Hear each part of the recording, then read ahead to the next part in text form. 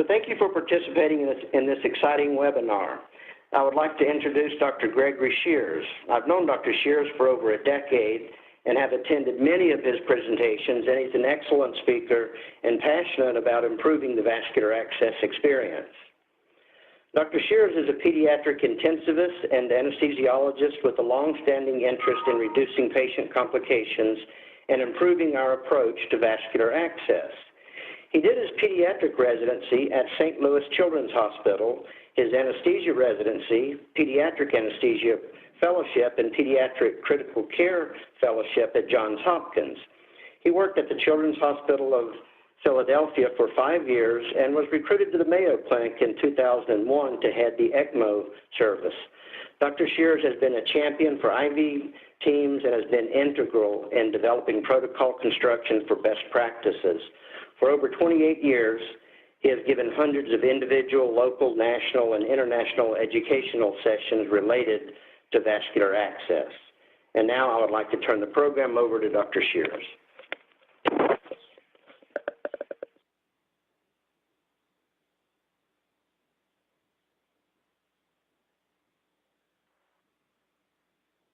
You're online, but thanks anyway for joining the webinar. I'm pretty excited about being able to present this topic. It's near and dear to all of our hearts, or maybe I should say it's dreaded for all of us that practice vascular access because we hate having to deal with difficult vascular access. Yes, we sharpen our skills in order to best approach these patients, but we would much rather deal with easy access patients and provide the best care without a big hassle. I would like to thank Christie Medical for supporting this webinar. They are very proactive in terms of trying to be helpful with regard to patients, providing excellent products to help improve clinical care. So I'm very grateful for their support here. So over the course of this presentation, I'm going to hit these 4 objectives. They include, I'm going to discuss what difficult peripheral venous access is, and I distinguish that from the general difficult vascular access. This is, the majority subset that many of us deal with. I'm going to talk about what it is and how our current practice really limits our progress in this area. We need to do some different thinking on this issue. Second, I'm going to identify the factors that impact difficult peripheral vascular access that make it hard to categorize patients appropriately. And our inability to categorize patients creates a barrier that interferes with science and progress. If we can't communicate as clinicians, we are going to have a real problem with making things better for our patients, because we need to talk, we need to do research, and then move forward and improve practice. Third thing I'm going to talk about, I'm going to review ways to help preserve peripheral veins and reduce difficult peripheral vascular access. Not all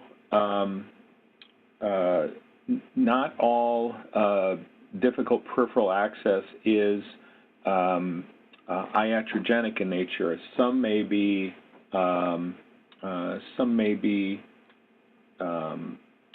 congenital in nature. We need to really do our best. Bruce, can you hear me? Are we having audio issues? I think that we have a couple of people that have not been able to connect to the phone. I can hear you just fine, so okay. I would go ahead and go on. Flashed on my screen, and I don't want to be talking to myself. I can hear you just fine. Nope. Okay, all right. Dr. Schears. Okay, I'll continue then. So anyway, I'm going to review ways to help preserve peripheral veins and reduce difficult peripheral venous access. And lastly, I'm going to talk about how near-infrared technology is absolutely necessary to combat difficult peripheral venous access. And this has been an aha moment for me. You know, the light bulb finally went off. In the past, I have been more of an advocate of trying to create, let's say, screening tools that, based on history of a patient, might help identify a given patient. But I've found, and I'll talk about this a little bit later, that this really isn't the way to go, and part of that has to do with the complexity of these patients in terms of how they present to us. So without any further introduction, this is an outline of my presentation. I'm going to go over what is difficult vascular access, what factors influence it, how do we and how should we deal with it, how can we prevent it, and what role does ultrasound and near-infrared play in this? So I'm going to say up front, I got a little carried away with the cartooning and animations on this thing. It was kind of fun. I hope you enjoy it. I really tried to make it, you know, adult education's always tough, especially I can't even see your faces, so I don't know if you're out there snoozing or if you're really paying attention. So I'm going to try to introduce some interesting things along with the words to make it a good presentation for you. So anyway, what is difficult vascular access? Difficult vascular access is a medical condition. And again, it could be congenital or it could be something that was acquired over life. And it may be due to the patient's behaviors. It could be due to an iatrogenic component. And we're going to particularly focus on what we can do on the medical side to help reduce our contribution to difficult vascular access. So as I've outlined it here in this diagram, it's made up of 3 components. A patient can have any one of these components individually, or they can have them in some combination. And they include peripheral vascular issues, central vascular issues, and arterial vascular issues, and together they make the entire collection of difficult vascular access. So this presentation is going to focus only on difficult peripheral venous access, so I've enlarged that component. Oftentimes, patients that have difficult peripheral access, especially those that are unfortunate and have medical conditions that bring them back to the hospital repeatedly, they also have some component of the other 2 as outlined here, but it's not uncommon, particularly in the patient populations I deal with, where peripheral vascular access difficulty is the predominant one. So we've all been here. Anybody that places that's involved in vascular access knows this situation, which is the difficulty exists on both sides. And I'm going to do it from our perspective first, that is the vascular access perspective first. We don't enjoy the struggle that can occur when trying to obtain access in patients. As Bruce had mentioned, I started out, my first residency was in pediatrics, and learning how to do IVs on small children less than 3 years of age is not a happy thing. Back then, you know, prior to my anesthesia days, I really didn't have the skill set to adequately sedate them. Hence, they were awake, and even if they're sick and maybe had altered mental status, trying to obtain access on these poor little things is a heart-wrenching and forever emotionally taxing kind of thing. That's part of why I've gotten so involved in vascular access, is to try to look for ways for people in the future to reduce that situation. So you see the healthcare practitioner in the cartoon here sweating away because she's just been through a very challenging access. And more importantly, you see the poor patient. He's got Band-Aids everywhere. He's a human pincushion. He's sweating. He's a jar on his seat, and they're both exclaiming in the cloud, "Wow, that was difficult." So But things can be better if you take advantage of the current tools. There are a lot of ways in which we can make this scenario better. So difficult vascular access is an experiential thing from the vascular access clinicians and the patient's point of view. It is very, very dependent upon the vascular access clinician's skills. And even more importantly than that, it is directly related to the patient's number and quality of venous targets. I'm going to say that again. It is directly related to the patient's number and quality of venous targets. It's also impacted on our equipment, our environment, if we're in a foreign place or suboptimal lighting, other things that can influence. Technology can have a substantial influence, particularly vein visualization technology such as near-infrared and ultrasound. It has made a huge difference with regard to these difficult vascular access patients. Lastly, again, as I mentioned at the beginning, difficult vascular access has eluded a reliable scientific definition, which we need to continue to work on, and I have some thoughts later on in the talk. So the typical vascular access paradigm, of course, requires three components. It needs a patient.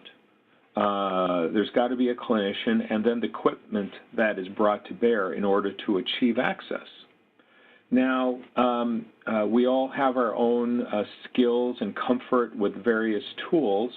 Patients come with their viable targets of various degrees, and the resulting combination of those two components leads to peripheral venous access. And there's been a number of studies out there that has looked at this. One of my favorite, which is an old, not that old, but a paper that has inspired me for a number of different reasons, shows that in experienced hands, the success rate with sticks is about 1 in 2.18 attempts. So I'm just going to spend a moment further on this study. A nurse who is a nurse administrator at University of Colorado Health Science, Amy Barton, and I distinguish her from another amazing Amy Barden, who works for Teleflex and is an amazing go-getter and very brilliant lady. This Amy Barton was first author on this study. This shows the power of a group and what they can do. So this is within their hospital, they did a continuous quality improvement project on 371 patients over a 4-week period and decided to publish it. It is a really high quality paper. In this paper, they showed this average stick attempt that I mentioned, and also they were very honest. They showed that the stick range within their group was from 1 to 14. So I throw out that little card, oh my God, and oh snap and whatnot. But that's realistic, unfortunately, and that's part of our problem, and I'm going to speak to that a little bit later. 27% of these patients required 3 or more attempts, and we can do so much better than that, even with difficult vascular access. But unless we change the way we're approaching practice, we're just going to keep doing the same dang old thing, and we got to stop. We got to improve with what we're doing. So what are those factors that impact venous target quality in our patients? So I've got some thoughts on this.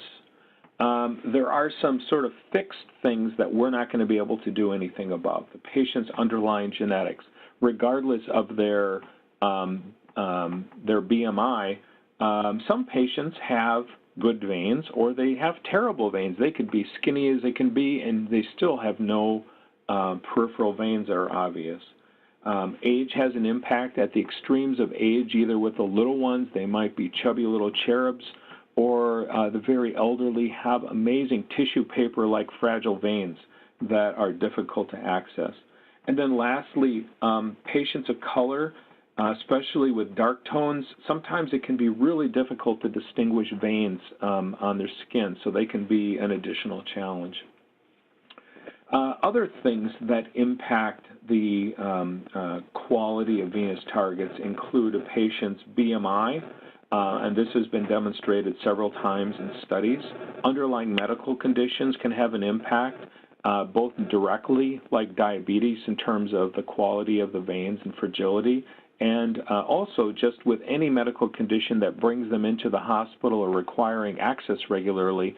The more they're accessed, the fewer veins they're going to have. It's just the nature of the process, unfortunately, in that access has a negative impact on preserving veins. It destroys veins over time.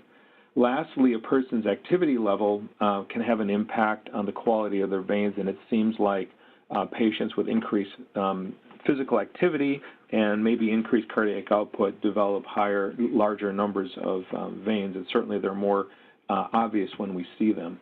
Lastly, we can influence a couple of things. The ambient temperature or applying warm packs in a careful way can cause veins to vasodilate and make them more visible. And lastly, a patient's volume status. If they already have some form of access, we can maybe bolus them and distend their veins or arteries to make it a little bit easier. If a patient who on one day had really good veins and they become dehydrated due to diarrhea, or they're in a car accident and have a hemorrhage, they could go from easy access to very difficult access very quickly. Now, this is an interesting study. It's from France, and it's from 4 hemophilia centers there. It includes pediatrics and adults. And it was a prospective study looking at a total of 450 patients, and they had an overall incidence of 37% of difficult vascular access. And you can see the breakdown within this category. And obviously, this is a subgroup of patients. Hemophilia patients have a chronic medical condition that require repetitive access in order to get products to correct their hemophilia. And they show the various categories in this pie diagram in terms of what they describe as reasons for the difficult access. The biggest category within this group was just poor vein condition, 55%. Young age, young children added to the issues, and then BMI, or the being overweight, was a contributor, 31 patients, 18.8%. And then you can see some of the other subcategories in that study. Here's another paper, and this one was looking at, you may remember, risk factors associated with difficult venous access in adult ED patients. And this study was out of Thomas Jefferson University. It was a relatively recent study. It's just a couple years old. And they defined difficult vascular access as a patient requiring 3 or more IV attempts. And they prospectively looked at about 750 patients. And they found their overall incidence of difficult vascular access to be about 12% or so in their emergency department patient population. And I would just like to point out where I have my little bouncing red squares there, the categories of patients that were statistically significant in terms of their frequency of difficulty. And of course, patients with diabetes was a high group. IV drug abusers, again, repetitive injury to veins, another significantly high group. Sickle cell disease, the SCD disease, patients that had upper extremity swelling due to trauma or other, and then recent admission. And we all know this, patients that have been through the hospital and have the human pincushion approach, there were a lot fewer targets that they could go after, and that was statistically significant. Okay, I'm going to switch now to what about those clinician factors that have an impact? They include things such as color vision, their experience, current knowledge, and access skills. All of those things are sort of stable, not things that, at least at the moment in time, we can change, though we can always improve our knowledge, of course, and we can always work on our skills.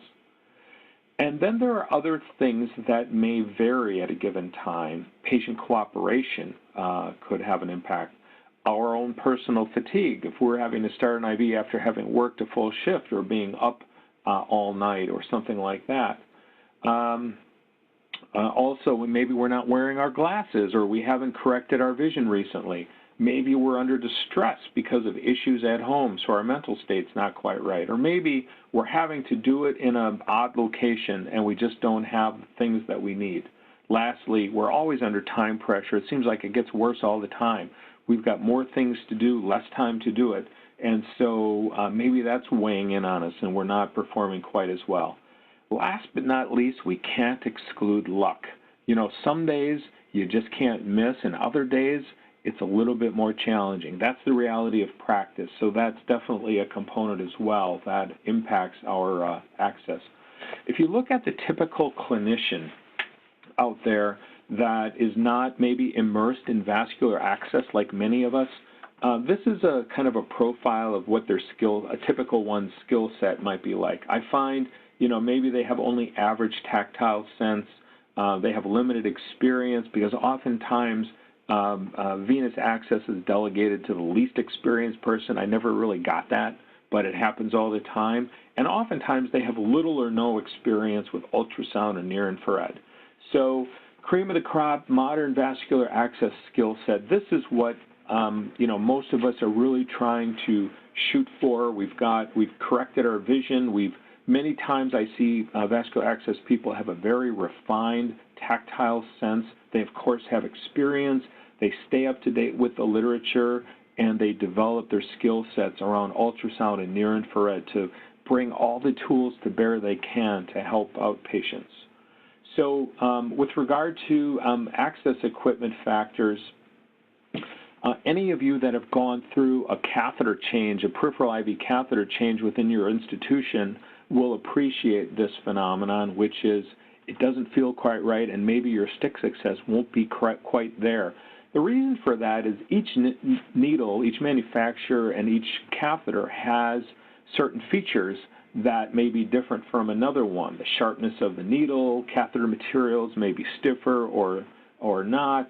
The tapered edge on the end could have an impact, and the trim length, the distance from the end of the catheter to the tip of the needle can make a big difference. If you're not used to dealing with it, you may be coming short and your catheter's outside the vein, even though the needle's inside. These are all things that we learn. It's kind of like almost subliminal, and when we get good with a catheter, it just kind of flows and everything goes well. But when we change, we may bugger things up because we're just not used to that given catheter. Proper tourniquet application. People don't appreciate the importance of a properly placed tourniquet to the right degree, particularly in pediatrics, so to preserve arterial pulsation and adequately fill the vein. Wires can be amazingly helpful with difficult access. There are some really nice devices out there that have incorporated wires or add-on wires that can really make the difference of getting the catheter in place. And then lastly, of course, near-infrared and ultrasound, which I'll talk a little bit more about. So what is difficult peripheral vascular access? It is not this simple diagram. It is this diagram, and that's why the thing is so difficult to characterize on a given patient, because all of these variables have an impact on a given patient for a given day. And though the patient may be the same, maybe the clinician is different in some way. So that is in part why we've had such a challenge to really define this on an ongoing basis. But there's hope. There's other ways to go about this. So difficult peripheral venous access, what is it? It is a dynamic concept affected by multiple variables. Difficult to quantify and standardize. You either have it or not. You're either experiencing it or not. It is a medical condition, and we can't ignore it. It is the reality, and I've been practicing a while. It seems like it just keeps getting worse. I think it is the wrong metric for us to talk in. I think we need to rethink how we even discuss this topic. we should be talking in terms of viable targets, not difficult access or not. Because like most things in life, it's on a continuum. And we don't want to be dealing just at the end. We need to be prospectively managing patients based on the number of viable targets they have. Okay, I ask you this. Here's a thought problem for you. You see this patient has one, and count it, one good vein. You can see this vein. This is it. They have no other veins, no other peripheral veins. Does this patient have difficult vascular access? Well, based on our current thinking, no. This patient, we could stick this one a couple times and then they'll have zero access.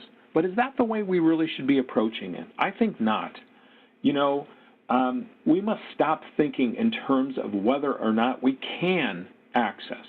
We need to look in terms of how many targets does the patient have, and based on that, we put patients into a prospective management profile and think about not just the here and now, but the future needs. So we've got to stop kicking the can down the road. We must plan.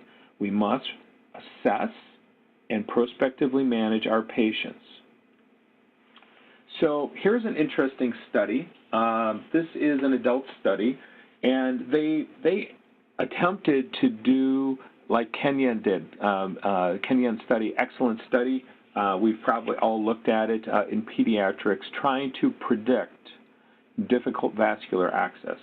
And I put this up not for its prediction potential, but what I put it up for is it reinforces something that I've been saying for a long time, which is that it's all about visible targets, and that's how we have to approach it.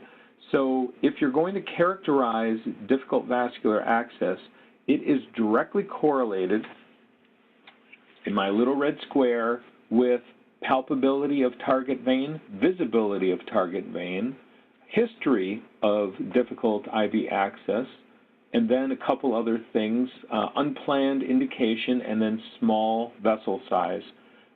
You can tell it's an adult study. Most of us pediatric guys would say a 2-millimeter vessel. Woohoo! We've got access.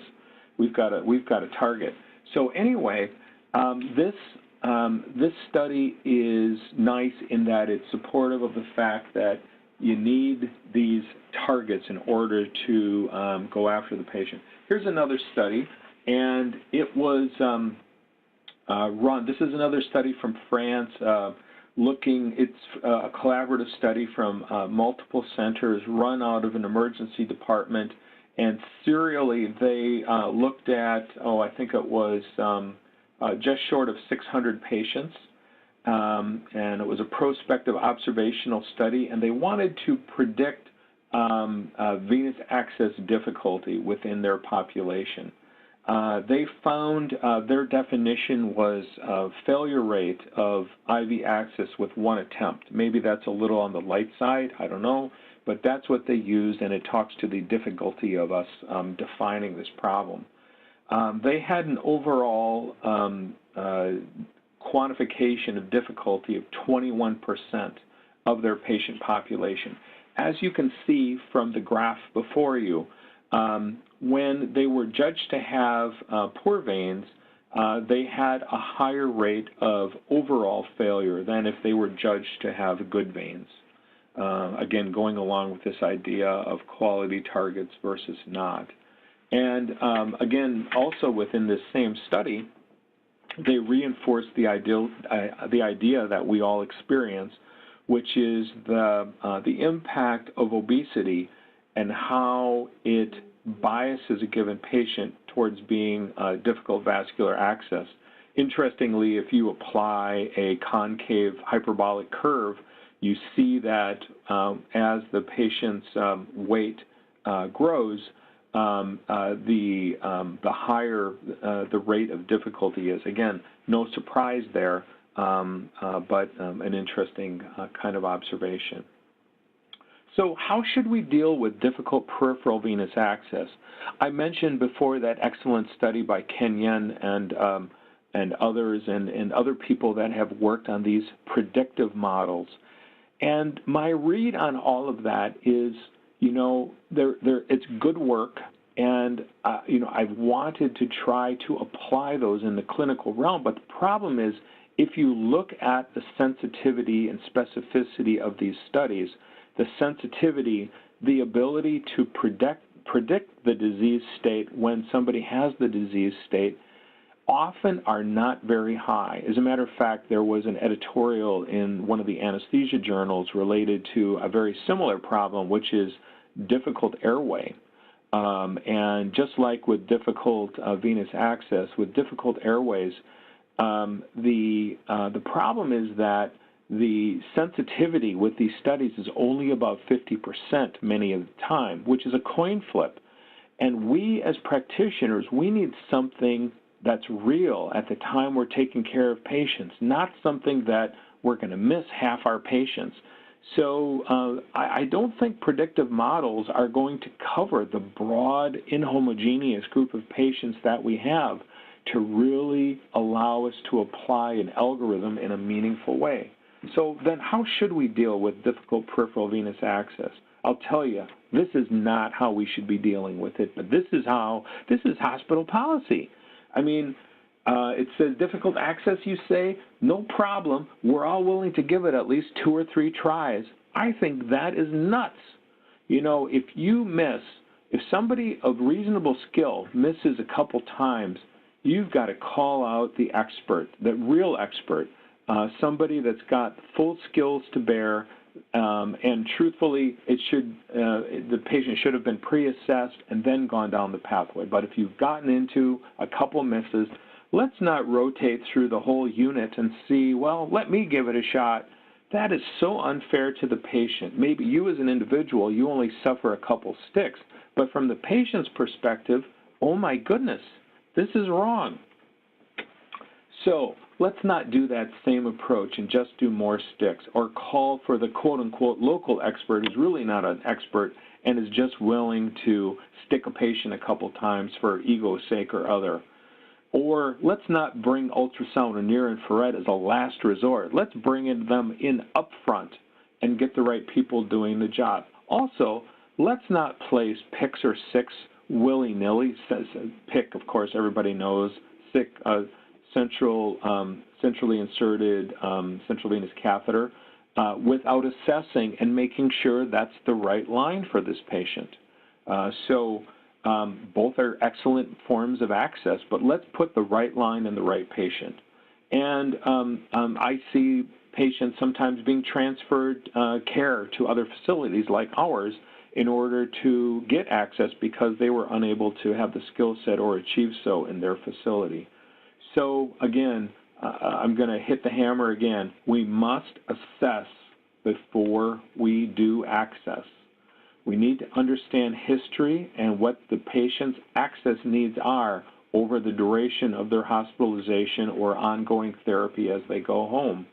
For vulnerable patients with limited targets, they should be an automatic referral to a vascular access specialist. I mentioned this earlier. Can predictive models help? Well, not so much, I don't think. We've certainly not, to date, we've not really been able to implement in an optimal way. And therefore, I've come to the conclusion we must do real-time point-of-care assessment if we're going to really crack this nut, if we're really going to make progress in this area. Because of that variability that the patient brings to the equation, we need to know right before we're thinking about access, what kind of targets do they have so that we can prospectively manage them appropriately. And then we must use a protocolized algorithm based on their access, their venous integrity. So we must do a viable target assessment. Now, unfortunately, the normal tools that we rely upon, which is our eyes and palpation, it's too limited. We can't get a full sense of what their true targets are. Therefore, if we only use our eyes and palpation, it's just not practical to develop a proper pre-access assessment plan, and that's why we have failed thus far. You can dunk somebody in ultrasound gel and scan their entire body, or at least their limbs, looking for access, but it's messy, it's slow, and it's hard to see the big picture when you do it. I love ultrasound. I use ultrasound all the time, but from a screening tool standpoint, impractical. It just doesn't do the job.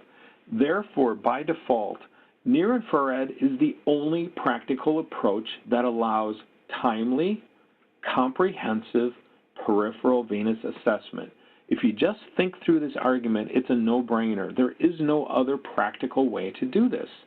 And we need to get together and try to move this forward in terms of a collaborative way to develop algorithms around this approach. So here's an example of a quote-unquote normal patient. And, the guy is muscular, relatively skinny, not a lot of veins on the back of his arm, has quite a few targets on his forearm and pretty good targets on his hand. So as fast as you can move these near-infrared devices, you can get a rapid assessment of what venous targets does the patient have, and you could then quantify them. And I'm going to suggest a way to do that in a little bit. Here's an African-American lady I was asked to provide access on. There were 0 visible and palpable targets with this lady. So with the help of near-infrared, and again, I'm going slow so no one gets motion sick, as fast as you can move the near-infrared device, you can see the veins and you can quickly assess. Yes, she's actually got plenty of targets. It's just a matter of going after them. You just can't see them or feel them. So the documentation tool that we need has to be easy to use. We can't make something difficult that people aren't going to want to do. It must allow point-of-care assessment. It has to be practical. It has to be fast. We don't have time anymore. Nobody's sitting around. We're all running from thing to thing to thing, and life is nuts. So we have to, whatever we do, it's got to be rapid, practical. It has to conform with practice. We have to have some kind of scoring system that we can communicate with one another, and it's got to be something that makes sense, that has we have agreement between scoring people that are doing scoring. And lastly, this approach will need to be validated and applied prospectively to show it is actually useful. So I threw this out here with a prior webinar, I think back in 2015, and I re-looked at it, and it stood the test of time. I think it is valid, and here's why. Because it meets the criteria that I had just said. I assign these numbers and or letters to the different categories. When we assess patients, we still are going to look at them, of course, with our eyes. So we could categorize them and the number of veins they have broadly, visually, T with tactile, N with near-infrared, U with ultrasound, and 0 with, no peripheral vessels. And then we have to have some kind of a quantification scheme. We can't be counting individual targets. That's crazy. But if we quickly estimate more than 10 choices, 5 to 10 choices, 1 to 5 choices, I don't know that that's the right range. We may have to pick something else that makes more sense. But something that can be fast, that we can relate to other people and put in a medical record to say, this is what this person's viable targets are, and how we should manage them based on the category of difficulty they are. There's additional qualifiers that may have an impact on how we grade them, including whether it's a pediatric patient, renal patient, steroids, extremes of age, and whether the targets are bilateral or only left or right. Those are all things that we could put in the tool to communicate and assess a given patient as we move forward. So now I'm going to get into the use of ultrasound and near-infrared a little bit.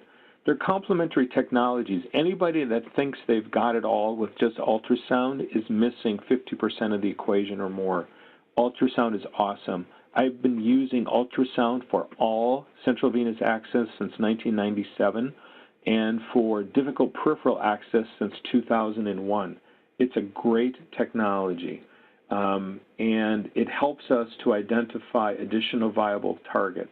But near-infrared provides an added edge way above ultrasound. So you have to be good at both if you want to be a serious vascular access person. So it allows us to see more viable targets. They both assist with the process of obtaining access.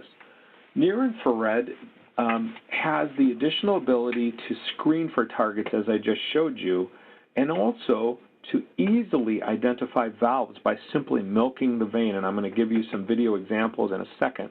Also, you can more easily judge the catheter to vein ratios. You can do that with ultrasound, but near-infrared is just so simple. You just put your catheter down next to the back projected vein, boom, you can do it. Both technologies are necessary for modern vascular access, but each has a learning curve, with ultrasound being a little bit steeper. Here's a comparative chart I've created looking at various characteristics of veins, including the internal diameter. Both ultrasound and near-infrared are excellent for that.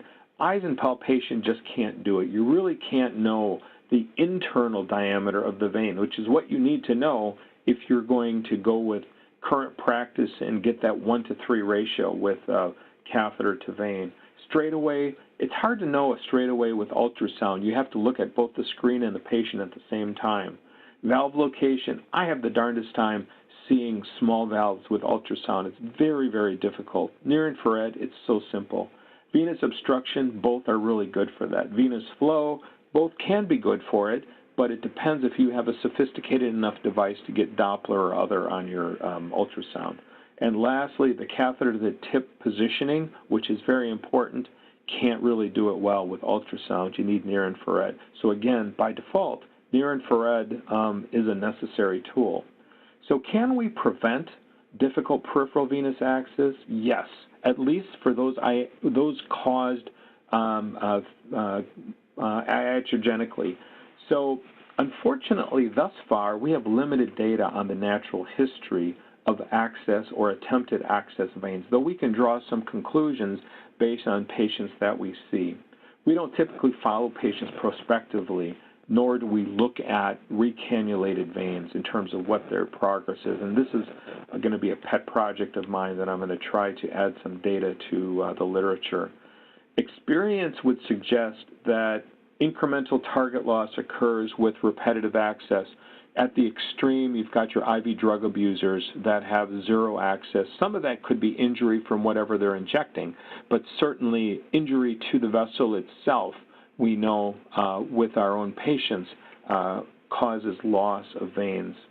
And certainly what we infuse contributes. So with regard to preventing difficult peripheral venous access, I'm going to focus on the iatrogenic component and just on the ones that I think we can, and within this talk, I'm going to just hit upon vessel injury and how we can reduce that, avoid valve bifurcations and whatnot, and reduce infiltration, and also reduce thrombus vessels from oversized catheters. So here I got a little carried away again with the animation bit. So there's the blood vessels going through this vein I created. And now we've got a stick, we hit the back wall, and lo and behold, we develop a hematoma. And that hematoma is an occlusive hematoma. High probability that vein is a goner, and that is not going to cannulize back the way it was. It was a beautiful vein, and at best it's going to probably be a narrower lumen or rechannel into a little bit of spider stuff.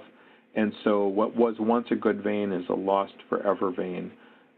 Here's another little cartooning. Don't you like the valve I put in there, kind of 3D-ish? Here's a stick with a catheter, but somebody wasn't using near-infrared. They nailed the valve apparatus. It was a failed stick. They created a hematoma. Beautiful vein, unnecessarily lost. So it's very important that we pay attention to picking optimal peripheral venous access sites.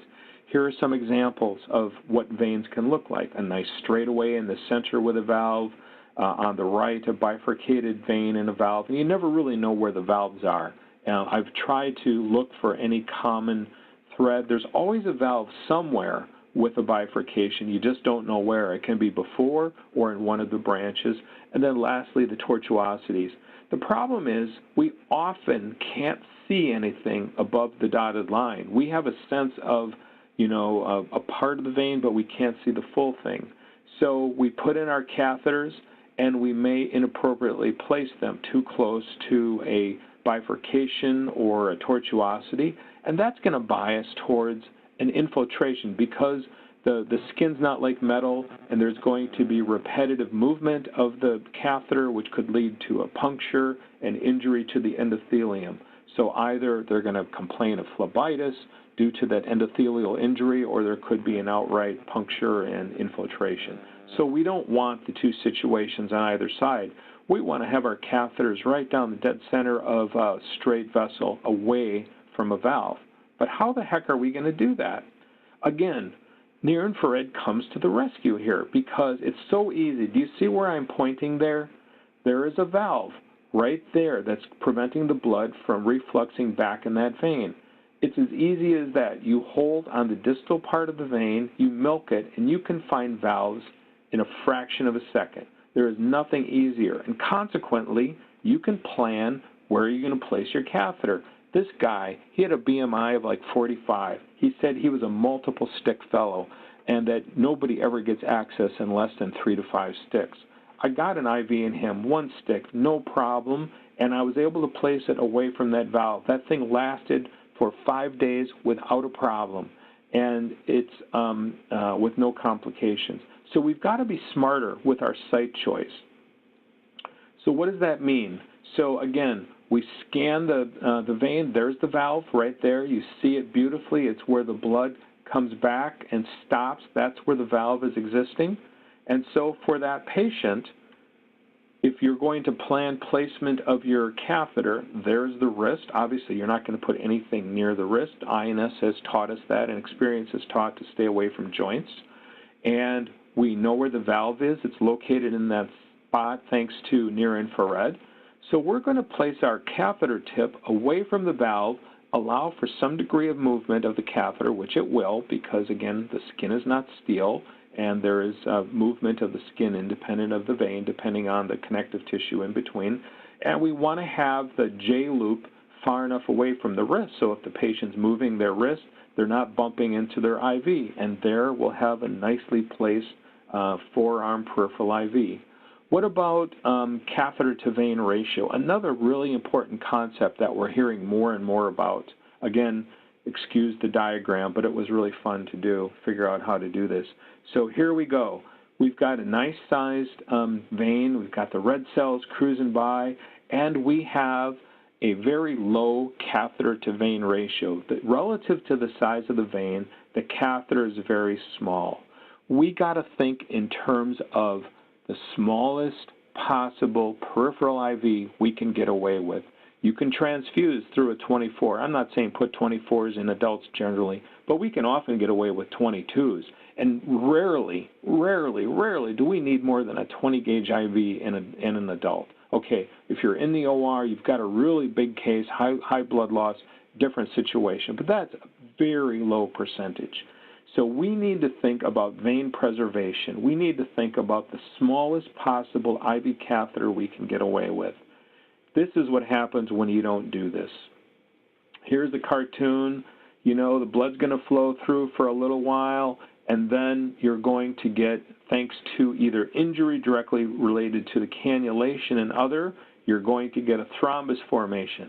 That vein may continue to work for a period of time because the distal part is still able to infuse, but blood flow has now stopped due to accumulation of red cells and platelets and fibrous tissue around the vessel, and that thing is thrombosed forever and likely will not cannulize back to a usable vein. So when we're picking an optimal access site, we got to avoid the one on the right, that terrible catheter to vein ratio. We need to shoot more for the middle. something closer to a 1-to-3 ratio. How do I come up with that? Well, there's a couple studies out there. One, this has to do with PICC catheters, this first one, the risk of thrombosis. But, you know, it's all the same physiology. And the relationship of flow and the probability of stasis. You know, Verco told us a long time ago that the three components of stasis, vessel injury, and hypercoagulability lead to thrombosis. So what they found in this prospective PICC study was that patients with a ratio of less than 45%, if the PICC catheter took up more than 45% of the lumen, they were biased towards a thrombus.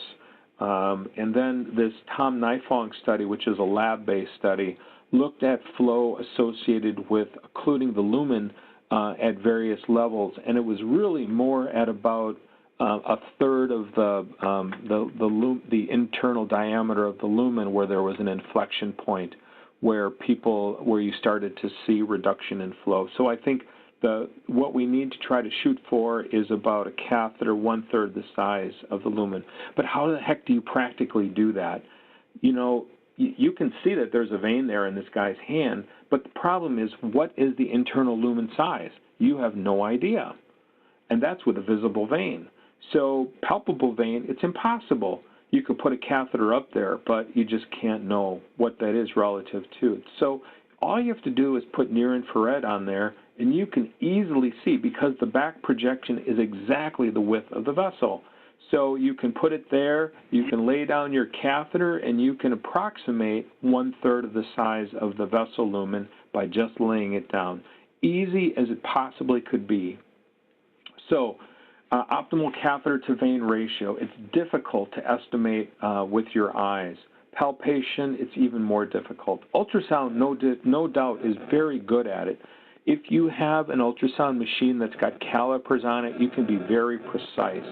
But the problem with ultrasound, when you're trying to do this sort of thing, it's hard to see straightaways, it's hard to see valves, so it makes it more challenging to do this. Near-infrared, you don't really have to change your practice at all. You can easily see straightaways, you can easily see the vein width, so it is hands down the best way to do this. Thus, near-infrared is necessary for optimal peripheral IV catheter vein ratio strategies, which will lead to preserving flow and venous integrity. So, in summary, difficult peripheral venous access is a complicated topic, and it is dynamic. There are, as you saw in that crazy diagram I had with all the circles, there are many components that come to bear that vary on a given day for a given patient and practitioner. Consequently, our ability to really reliably predict using scoring systems and other things, prediction models based purely on past clinical information is going to be difficult. Yes, on a percentile basis, obese patients are going to be difficult, and patients that say they're difficult are probably going to be difficult. So those things are going to be consistent. But if we're really going to screen and identify those, we need more of a point-of-care approach. We must organize our best practice around algorithms quantifying viable venous targets. And I've thought very hard about this and looked at it from different ways. And I believe that near-infrared is the only current technology that can perform this assessment in a timely manner, easily identify valves and catheter to vein ratio, and hence both can provide assessment and identify valves and catheter to vein ratios to provide optimal targets. So if you're not already using near-infrared in your practice, please consider it for the sake of our patients. And if you are using it but not using these additional tools, if you're only using it for access, you're not really using it to its full potential. Honestly, I think the more important quality of it is its assessment capability and its ability to identify valves and the catheter to vein ratio. That is invaluable, and it helps us to really pick those optimal insertion sites. So I left 5 minutes for questions. I'd like to thank you all for tuning in, turning on your computers, and listening to me, and I look forward to answering any questions you might have. Dr. Schears, thank you very much for an incredibly informative presentation. We did get a few questions, and if you'll answer those in the remaining time, that would be great.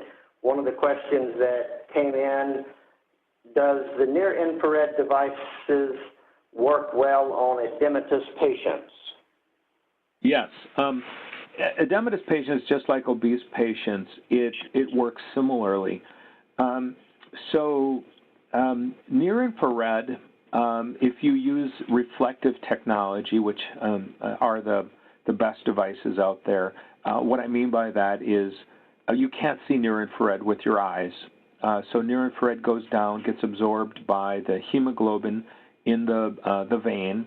It doesn't penetrate arteries.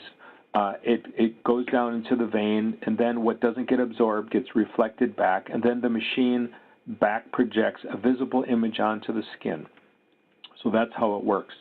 And it will see as deep as about 1.2 centimeters in places where there isn't a lot of connective tissue or other things. Where there's a lot of fibrous tissue, like under muscle bundles and things like that, it'll only see about 6 millimeters or so in depth. And the majority of peripheral veins in the arms that we would normally access for peripheral venous access lie within this range. Not all, but most.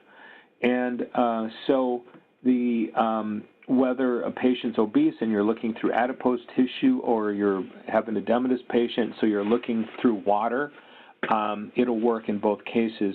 So the absorption of near-infrared with the range that are used with these devices isn't super high in the water range. Consequently, it does not have a significant impact. So I could keep talking about that, but I'll take up all the time. So I'm going to quit there. All right, thank you so much. One other question, I think we have time.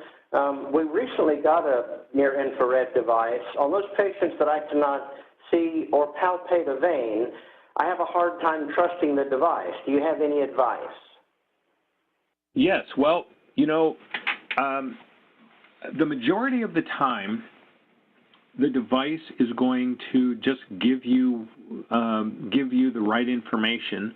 That is, say that this is all about managing expectations, like anything else. You know, the near-infrared is a tool. It's a tool that helps you see. If the device isn't back projecting a vein onto the skin, there's a couple things going on. The most common thing is that there's not a vein there for you to access. Now, occasionally, there are going to be veins that cannot be seen with near-infrared. Why is that? The most common reason is that they're surrounded in a fibrous sheath. And interestingly, one of the most common veins that occurs with is the distal cephalic vein, a vein that some people call the intern's vein. And you can have these like weightlifter guys that have these massive veins that you just left to stick a catheter in. But anyway, you put the near-infrared device on there and you don't see anything. And the reason is there's such a high fibrous insertion. What happens is that the near-infrared reflects off that fibrous insertion, and there's too much scatter, and there's not enough information for the device to read that there's absorption and a vein under there. So just be aware of that. Most of the time, that's not the case, and if you're not seeing something in other parts of the forearm, there's probably not a vein there, or it's hiding under a muscle bundle, again, hiding under a fibrously covered area. If a patient was like a burn patient or something and there's a lot of scar tissue, you're not going to see through that because near-infrared can't see through it. It's not the device. It's a physics phenomenon related to the ability of the near-infrared wavelength to penetrate through fibrous connective tissue. So that's basically it.